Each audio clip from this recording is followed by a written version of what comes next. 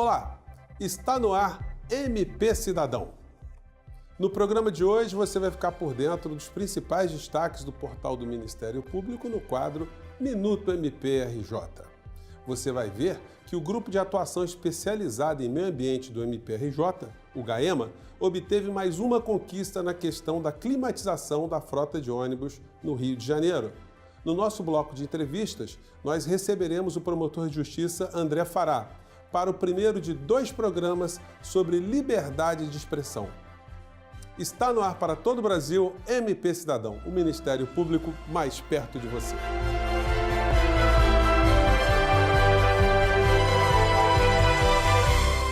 O MPRJ venceu mais uma batalha na luta pela climatização da frota de ônibus no Rio de Janeiro. Acompanhe. O MPRJ, por meio do Grupo de Atuação Especializada em Meio Ambiente, o GAEMA, obteve decisão judicial que determina à Prefeitura do Rio que decrete intervenção para adequação do serviço de transporte de passageiros por ônibus e para a prática de atos operacionais necessários à climatização integral da frota. Além da climatização, a intervenção, embora parcial, deverá contemplar uma série de outras medidas, como o aumento do controle da eficiência no planejamento e gestão dos serviços. De acordo com a decisão, deverá ser nomeado o interventor no contrato de concessão. O magistrado também determinou o interventor tenha acesso ao que a imprensa em geral chama de caixa preta das receitas e despesas do setor. E estabeleceu ainda que seja efetivado a criação e o funcionamento de um Conselho Municipal de Transporte para acompanhar o cumprimento da decisão. E agora é a hora do quadro Minuto MPRJ com as notícias do Ministério Público em 1 minuto. Confira.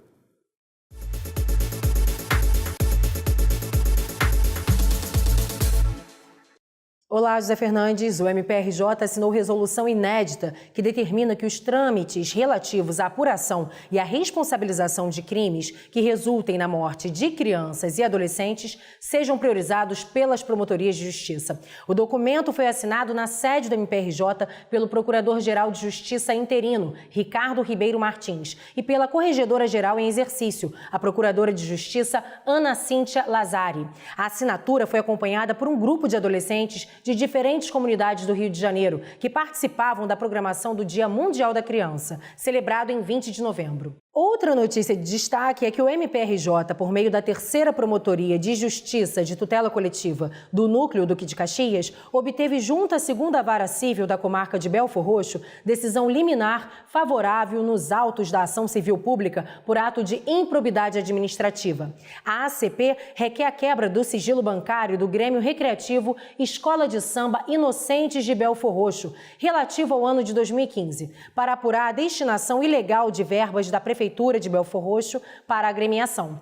E para finalizar, Zé, o MPRJ, por intermédio da 1ª Promotoria de Justiça de Tutela Coletiva de Itaperuna, propôs uma ação de execução de obrigação de fazer contra o prefeito de Itaperuna, Marcos Vinícius de Oliveira Pinto, no intuito de regularizar as condições de distribuição e fornecimento de medicamentos. A ação é prevista no termo de ajustamento de conduta celebrado junto ao município, que não cumpriu os termos do acordo. Todas essas notícias e muitas outras você confere no site do MPRJ. Por hoje é só, José Fernandes. Até a próxima. E agora a gente vai fazer um pequeno intervalo, mas você não saia daí porque MP Cidadão volta já já.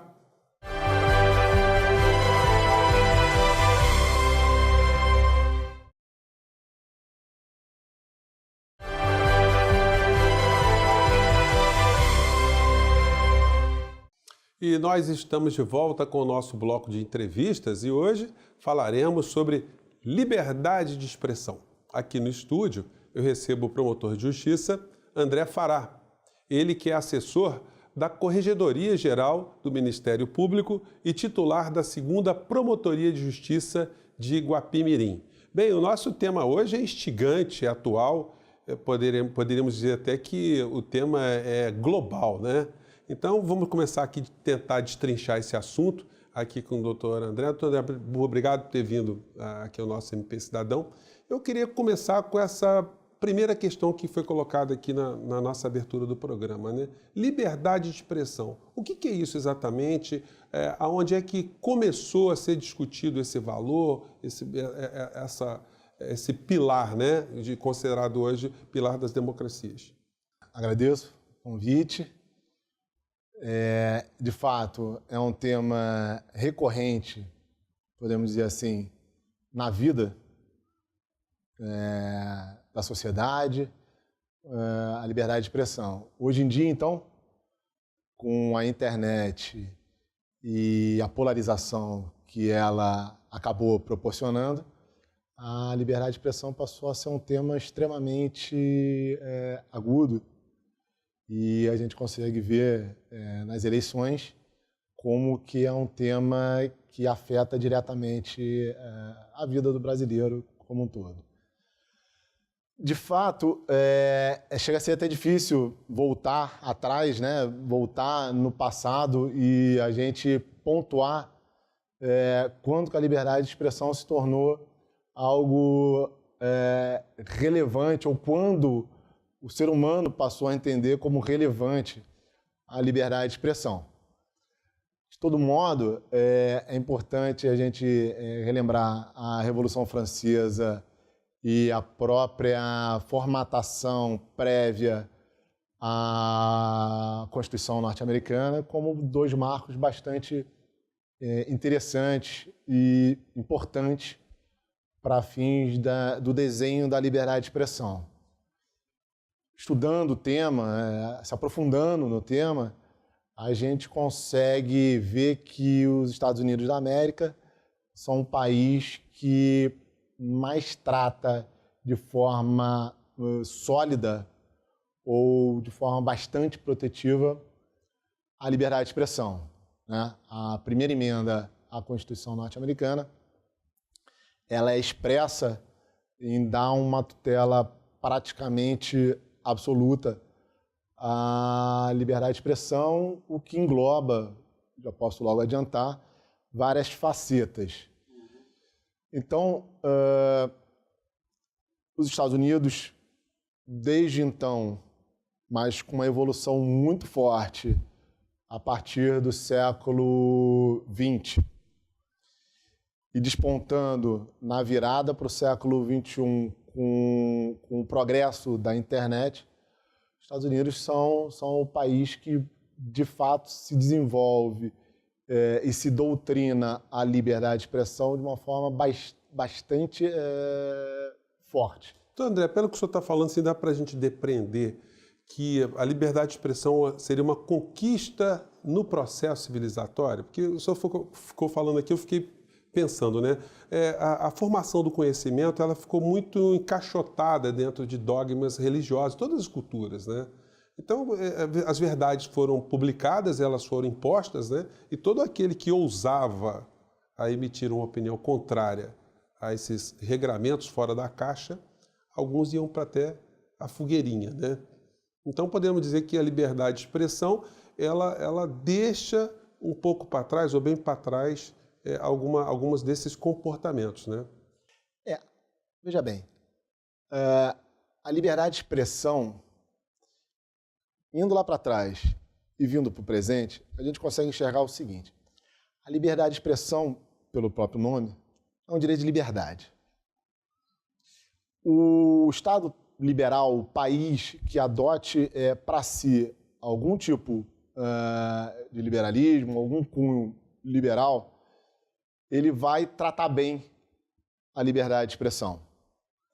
É dito que a saúde política de uma nação, de um país, é medido pela sua liberdade de expressão. E, de fato, isso é verdade. Se a gente for lá para trás, se a gente for chegar agora, nesse momento, se a gente fizer passar esse termômetro pelas várias nações, a gente, de fato, vai ver que o país que bem trata, ou que trata de forma positiva a liberdade de expressão, é um país que tende a ter uma democracia ou uma política plural, o que é importante. Como um direito de liberdade, a liberdade de expressão, ela vai ser sempre um freio para o Estado. Então, o Estado, vamos imaginar que um Estado que seja um Estado grande, um Estado amplo no sentido de querer passar um certo limite e invadir o seu eu, qualquer direito fundamental, e a liberdade de expressão é um direito fundamental, esse direito, ou a liberdade de expressão, ele vai ter também essa função de barrar o Estado. Veja que a liberdade de expressão, a gente pode aqui informar alguns valores, né, que sustentam a liberdade de expressão. Busca pela verdade, que é um ideal muito liberal, no qual, bem resumidamente falando, você abre espaço para se debater, se discutir, e justamente porque você quer um mercado livre de ideias, é esse o termo que a gente pode utilizar, você neutraliza o Estado. O Estado ele fica neutro e ele não impede a pessoa ou as pessoas debaterem. Um outro fundamento, e é um dos principais fundamentos, se não o principal fundamento para a liberdade de expressão, é a democracia. É a democracia vista como um tema de debate político. E isso tem uma importância tremenda, porque é com fundamento muito na liberdade de expressão, com viés de tutela da democracia, que a gente busca, ou que se busca, um crescimento do Estado, de um país, do crescimento de um Estado, ou até também de uma fiscalização do Estado. E aí entra, só um parênteses, aí entra, por exemplo, a liberdade de imprensa. Doutor André, o programa está muito interessante, vou ter que fazer agora um pequeno intervalo, mas no bloco seguinte eu quero colocar outras questões, inclusive trazendo esse tema aqui para o direito brasileiro. Não saia daí que a gente volta já já.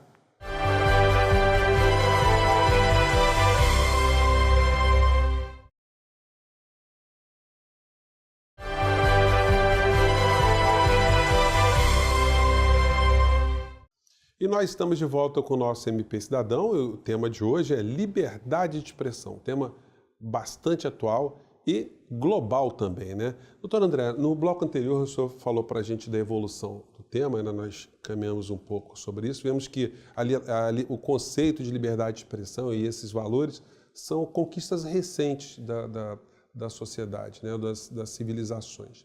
E no Brasil, como é que esse assunto tem sido tratado ao longo da nossa história? A nossa história não é uma história contada em linha reta, né? Claramente, nós temos, vamos colocar assim, estradas tortuosas e, às vezes, estradas retas. Nós passamos por momentos de cerceamento de direitos e momentos em que conseguimos, de fato, exercer os direitos. E a Constituição de 88 é um exemplo, apesar de todas as dificuldades, é um exemplo de que ainda estamos numa sociedade que vive um exercício dos direitos por conta de uma democracia que se faz vigente. Apesar disso, claramente, nós temos um histórico passado de dificuldades no trato do exercício dos direitos. Nós temos as constituições pretéritas nossas, praticamente todas contemplavam um rol interessante de direitos, e muitas tratavam da própria liberdade, da liberdade de expressão. Só que, como é possível ver na doutrina e nas pesquisas dos estudiosos, o que está na lei ou o que está na Constituição nem sempre se vê na vida prática. Em momentos de autoritarismo, Ainda assim existia a previsão de liberdade de expressão, só que, de fato, o exercício dela não se fazia presente na vida do brasileiro. E nessas épocas todas, doutor André, era mais fácil, vamos dizer assim, para o Estado exercer esse controle, né? Porque as ferramentas de informação pública, elas eram muito mais restritas em relação aos dias que a gente tem hoje, né? Quer dizer, o Estado ele conseguia censurar um jornal, ele fechava o jornal, pronto, a ideia não era mais publicada ali. Quando surge o rádio e a TV, a mesma coisa. Fechava o rádio, fechava a TV, você estancava. Publicação de livros, as próprias editoras se encarregavam disso. No Brasil, a gente teve um período que até as canções, né, poemas, eles eram submetidos a uma censura, o que causou, segundo alguns especialistas, uma lobotomia, uma autolobotomia da intelectualidade brasileira, que já não escrevia, já não compunha, já não fazia nenhum texto colocando pontos de vista divergentes, porque sabia que jamais seriam publicados, né? Hoje, me parece que esse poder que o Estado teria, ou tem, ele está um pouco mais diluído, doutor André. Eu estou errado nessa avaliação? De fato. Vamos tentar fazer uma divisão do mundo pré-internet e do mundo de internet.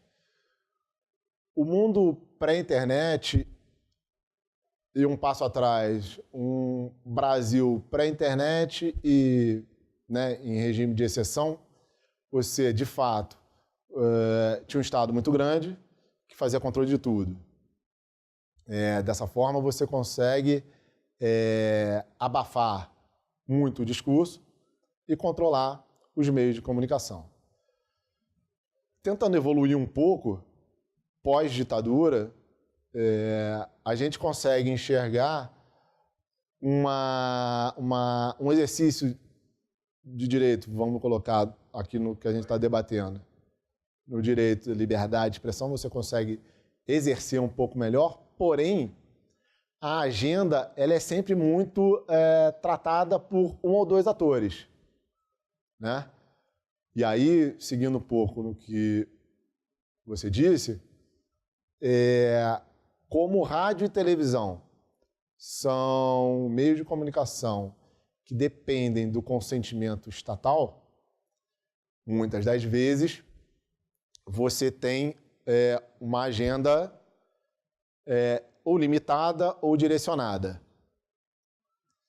Se a gente evoluir para o momento de internet, a gente vê o que muito se fala lá fora, que os gargalos foram destravados e que a pluralidade de auditório se tornou a pluralidade de orador.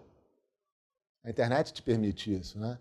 Smartphone, tablet, Facebook, Instagram, WhatsApp, enfim, tudo isso permite, ou de algum modo, por que não, empodera a pessoa a ela se tornar oradora. Então, o que antes se criticava, e se criticava corretamente, que existia um monopólio, não bem um monopólio, mas é possível falar em monopólio dos meios de comunicação, é correto dizer que a internet destrava isso e torna qualquer um orador. E aí me pergunta se essa é uma realidade de fato mundial. Seria bom se fosse.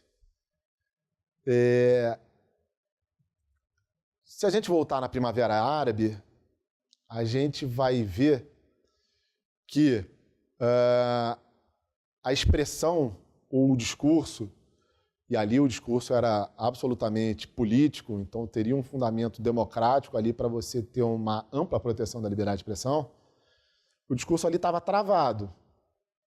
E foi por meio da internet que os atores internacionais ou transfronteiriços estavam descobrindo o que estava acontecendo, e por conta disso é que a Revolução da Primavera Árabe se tornou um sucesso, vamos colocar assim, que foi. Não obstante tudo isso, se a gente olhar para a China, a gente vai descobrir um segmento absolutamente diverso, né? É dito que existe uma muralha